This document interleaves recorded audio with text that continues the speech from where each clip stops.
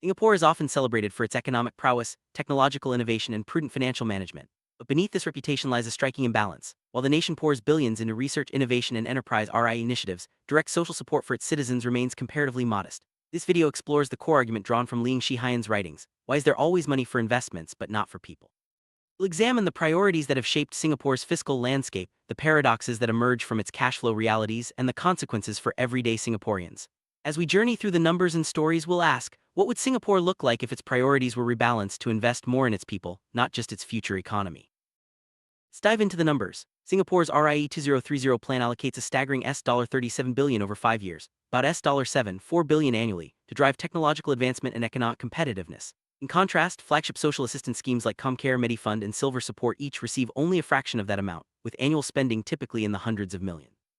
Difference is stark. RIE spending dwarfs all core social welfare programs combined. While future industries and innovation are vital, this approach reflects a policy philosophy of economic competitiveness first, social well-being later. Meanwhile, many Singaporeans face rising healthcare costs, housing stress, and retirement insecurity. The question is whether RIE is valuable. It's whether a nation with consistent fiscal surpluses can afford to meaningfully lift its social safety net. The evidence suggests it can, but policy choices have kept support minimal. Closer look at Singapore's core social systems, CPF, HDB, and healthcare reveals a surprising truth. These systems generate net cash inflows for the state, not outflows. CPF contributions consistently exceed withdrawals, with strict rules limiting access and investment returns accruing to the government. HDB posts annual surpluses before grants, as homebuyers largely finance housing costs. Healthcare premiums and reserves also accumulate, while means-tested support like MediFund remains small. Despite these surpluses, social assistance schemes are tightly rationed, with modest payouts and strict eligibility. Many in need fall through the cracks, and elderly poverty remains a structural issue. The result is a nation with extraordinary fiscal strength but persistent social insecurity for vulnerable groups. This imbalance is not due to lack of resources, but to policy choices that prioritize economic investment over direct support. How does Singapore's approach compare globally? Nordic countries, the UK, and even some Asian peers spend far more on social support relative to R&D. For example, Denmark and Sweden allocate 25–30% of GDP to social spending, with R&D at 2–3%. Singapore, by contrast, is an outlier. Its RIE spending is high, but social welfare remains under 1% of GDP.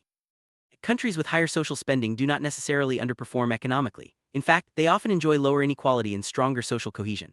The key takeaway is that Singapore's limited social support is not a matter of fiscal capacity, but of policy design and ideological choice. Modest reallocation or reform could double social support without harming innovation or fiscal prudence.